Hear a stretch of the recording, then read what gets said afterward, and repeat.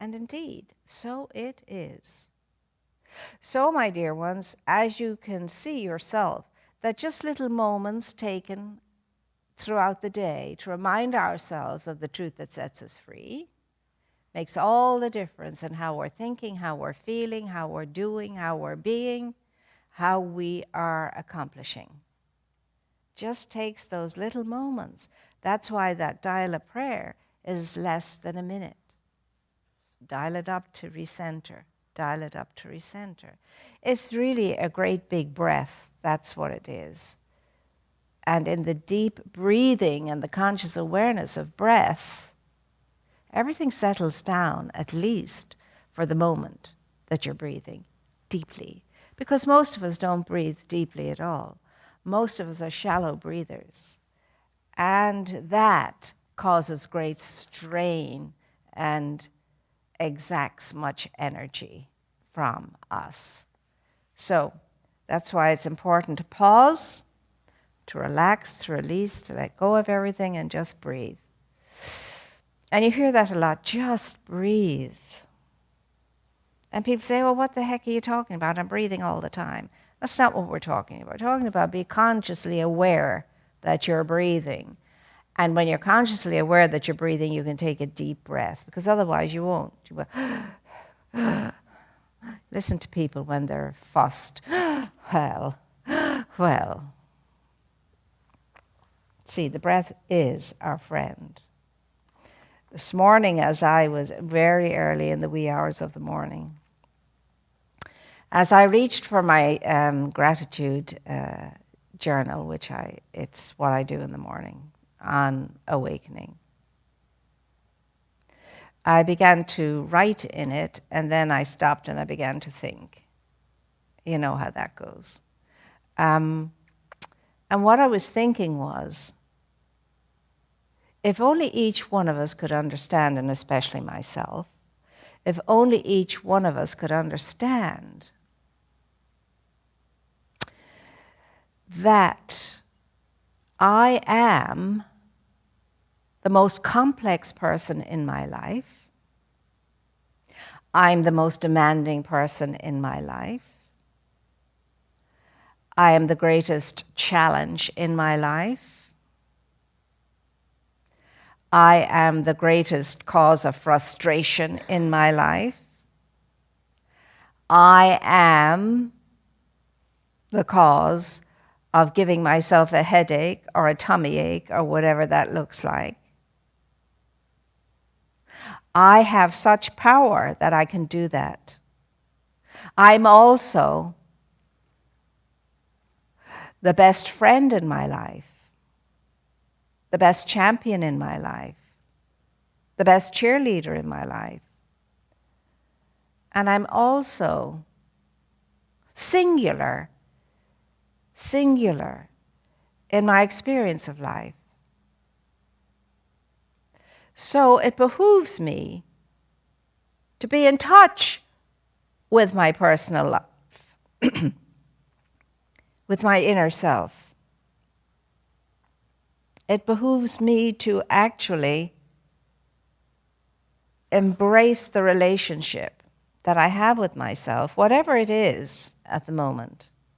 Look into it and see if it needs refreshment at the very best, or a complete makeover at the other end of that scale. Because I am the one that commands my life, and no one or nothing else can do that.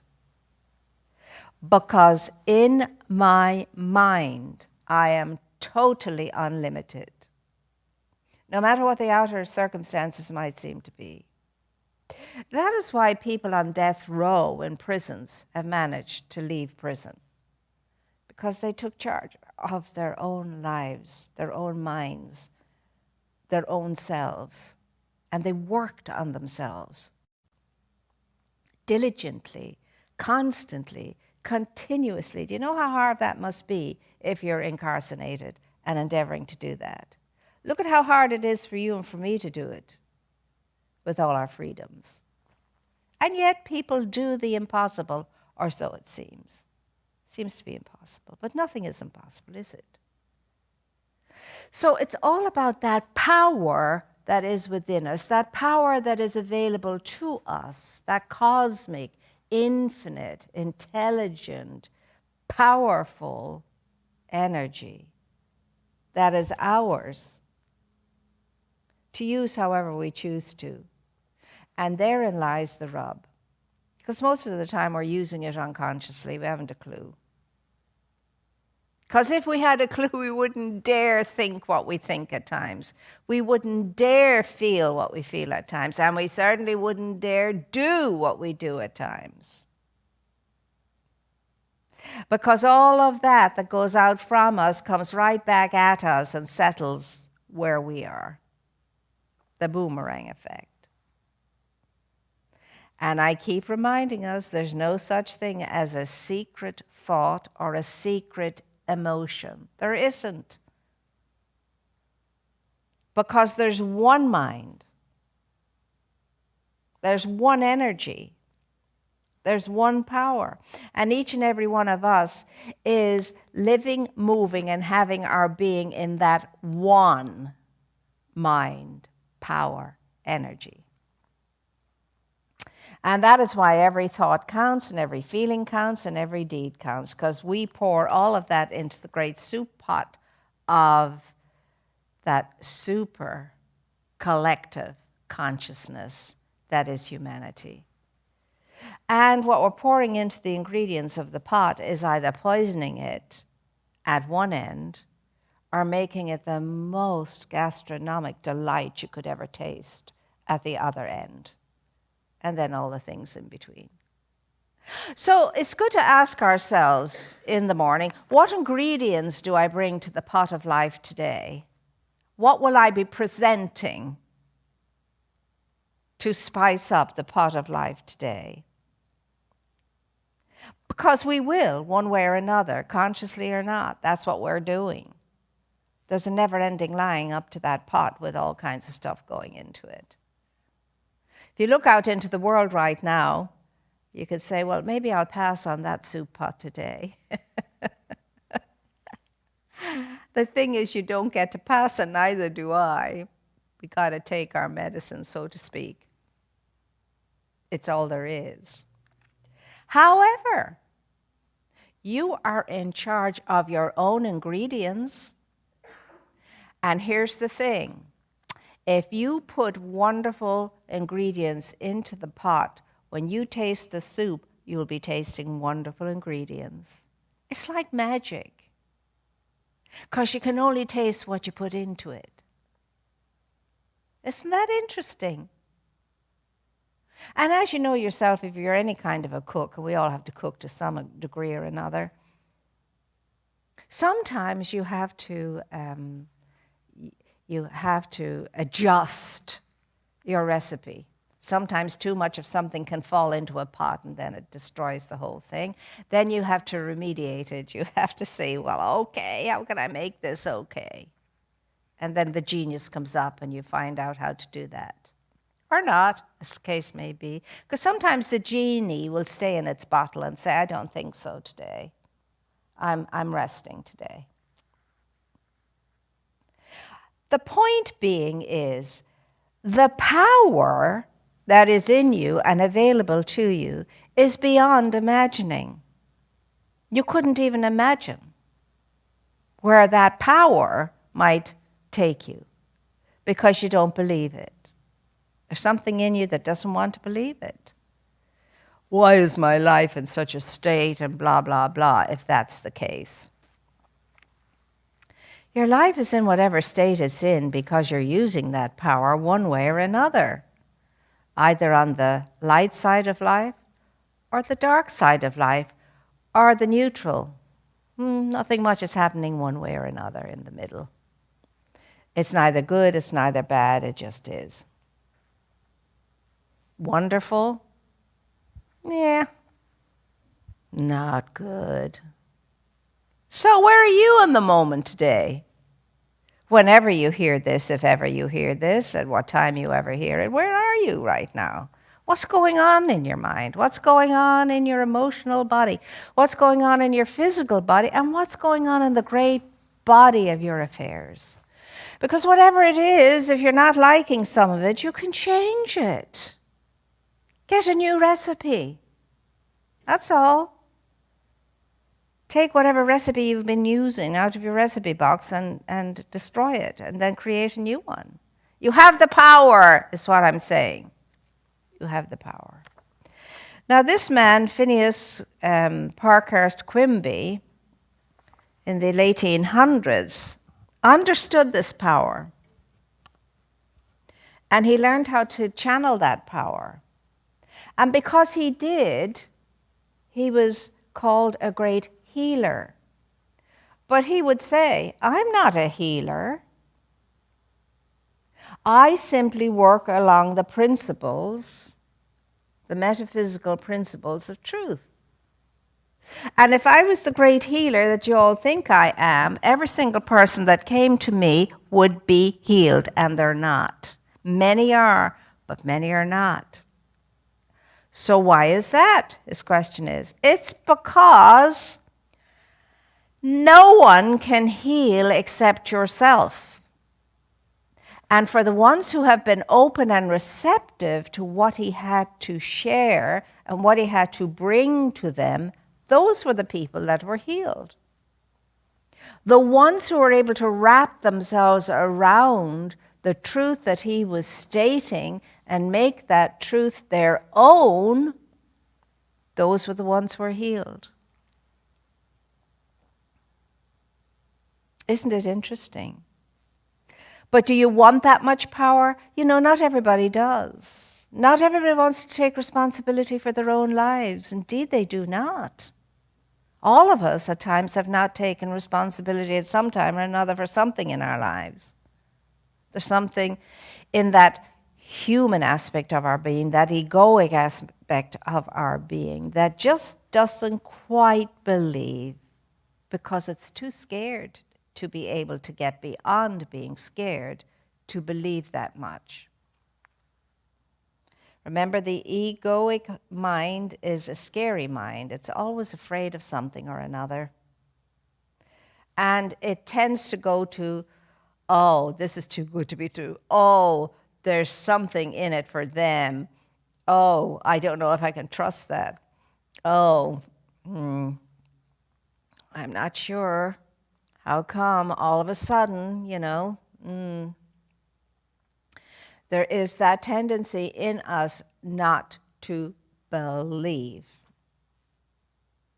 There is that tendency in us to fear in the human psyche. Now, part of our spiritual growth and development is getting over that, is healing the fear within ourselves. Healing what's underneath the fear within ourselves. Healing, I'm not enough. I'm not able.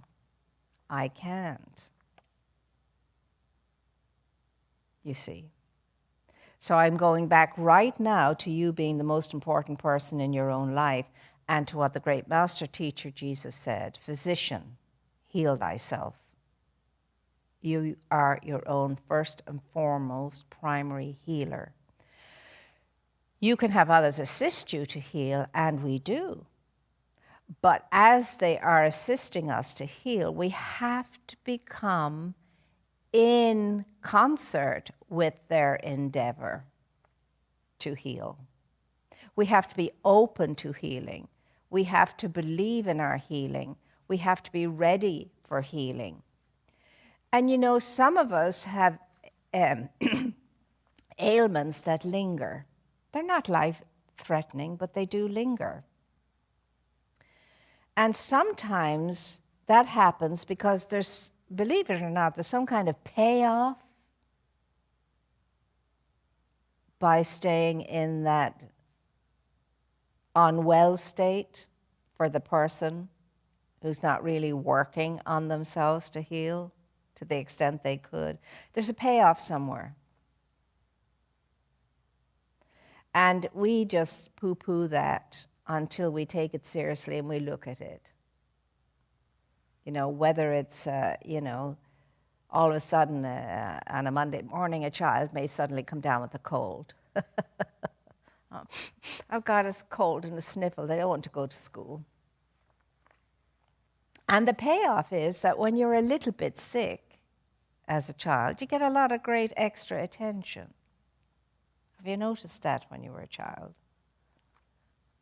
I don't know what it is for anybody else, but I have to ask myself now, if this is lingering too long, what do you think the payoff is? Because the payoff is puny, pittance, nothing, compared to the feeling of being healthy and energetic and whole and able and so on. We do play games with ourselves, mind games, emotional games. And they're not to our good very often, the games that we play. Nor do they extend much good to anybody else around us.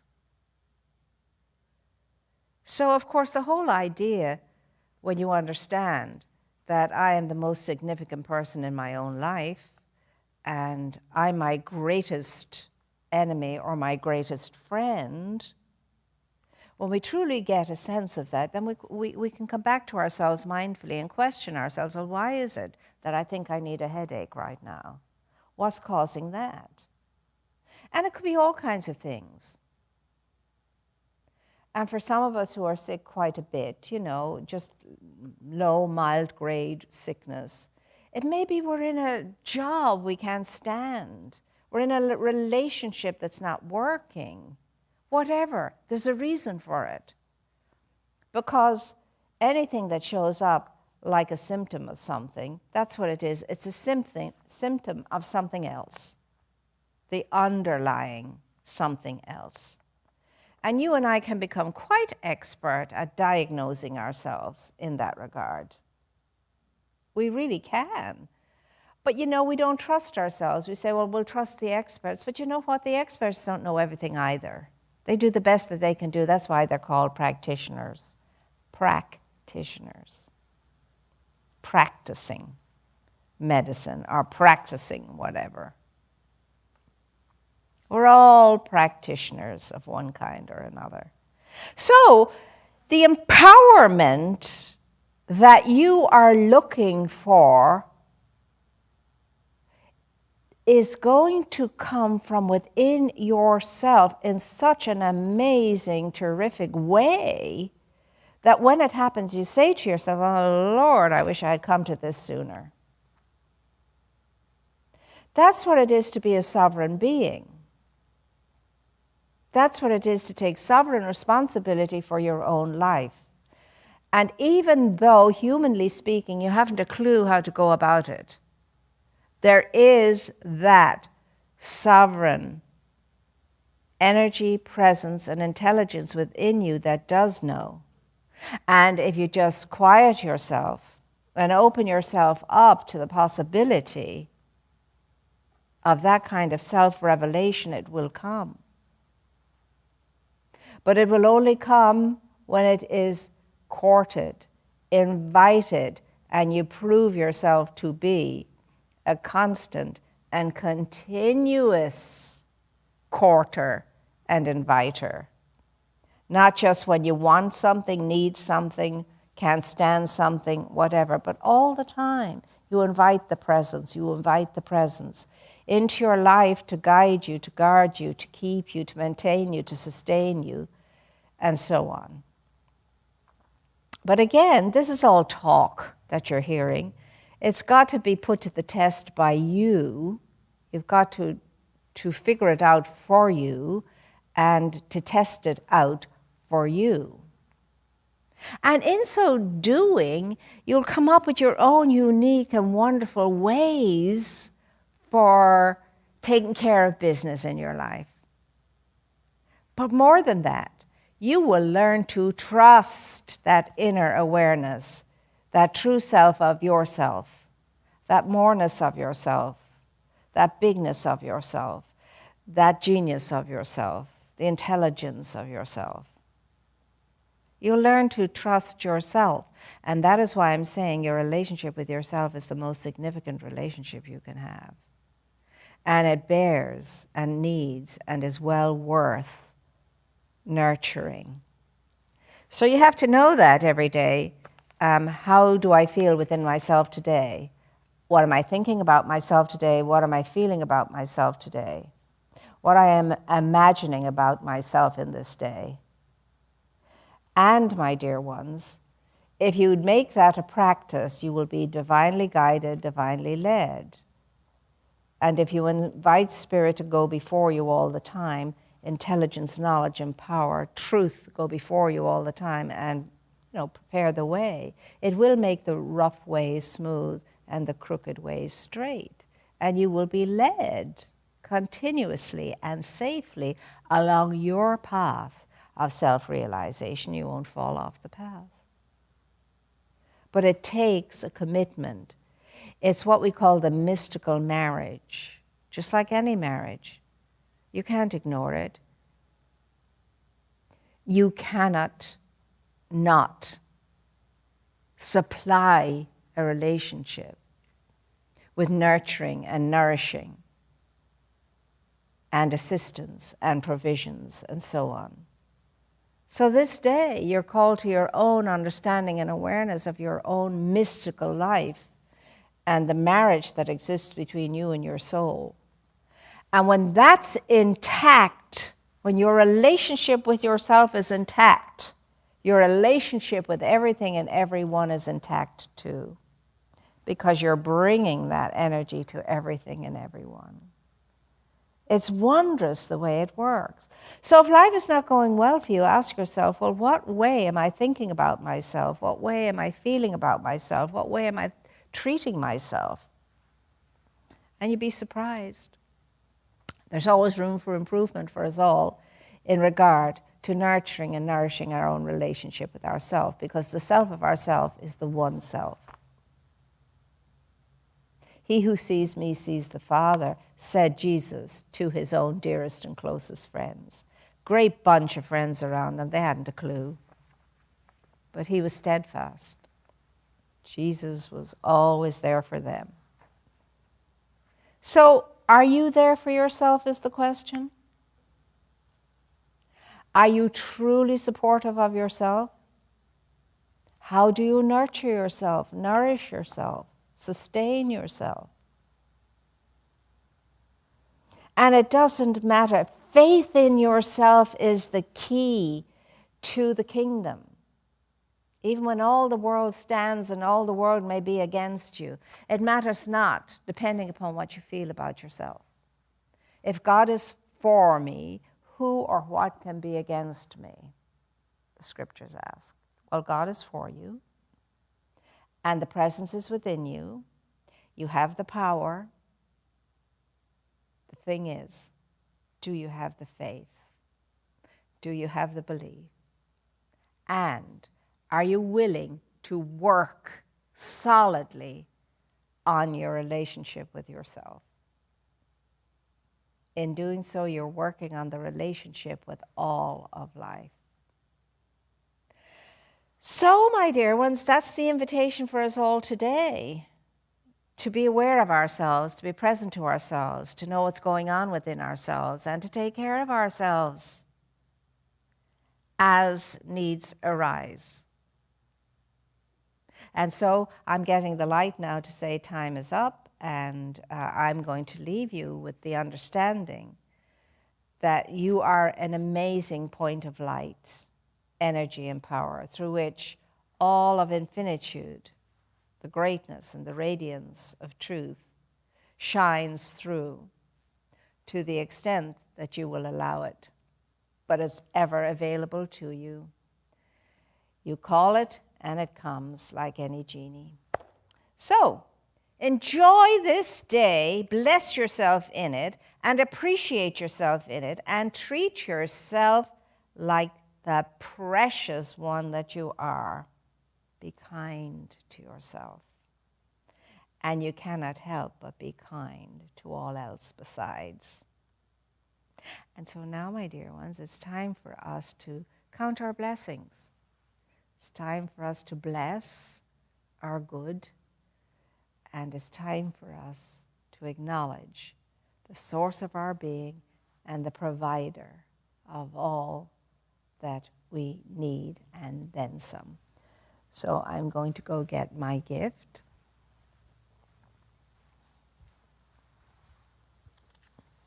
We're going to take our gift between our blessing hands.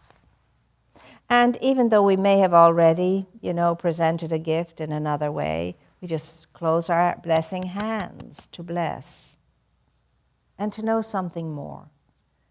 So we say, divine love consecrates my gift. It goes forth to heal, to bless, to prosper all those who give and all those who receive. And I rejoice in the sharing of my good, and I release my gift with love. And so it is. So, my dear ones, until we meet again, know we're here for you. And very soon we're going to be opening up, and we'll all meet and greet each other. And won't that be just glorious? We can't wait. And so there are a few more things we have to get done and sorted out. And then the doors will indeed open wide. And we will rebuild something more extraordinary, awesome, and wonderful. Something that we haven't experienced before. Because the time for the more has come. The time for growth like we've never known before has come. The time to transform and transcend has come. And all of us who come through those doors, I know, are coming through those doors because we understand that, and we want to be all that we can be in this lifetime, so that when we leave it, we will leave quite happily, knowing it's finished, it's accomplished, I'm off to bigger and more advanced things. Isn't that wonderful? And so are you. So, dear hearts, please stay clued in and tuned in to all that is available. And Reverend Catherine has made that clear. Our Tea and Inspiration is a wonderful little group that gets together, and we have wonderful time together. And each one of us takes it in turn to present the thoughts for the day. And we discuss that and so on. So if that's where you think you could land on a Monday at 3 o'clock, we'd be delighted to receive you. And all the other things that are going on too. And look, you can tune in and get that little affirmation in that prayer at any time. So, thank you, sincerely thank you for all your endeavor. And I know you're endeavoring to be the best you can be and make the most of everything at the moment, and to help wherever you can help. And it does make the difference.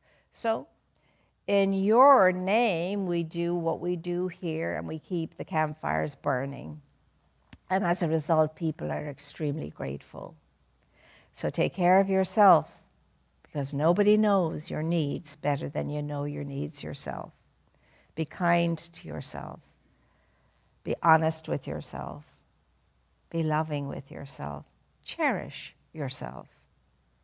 Because the infinite not only chose you to express its life and light and love, but it chose to stay and remain in you, to be present as a very real help at any moment, in any time.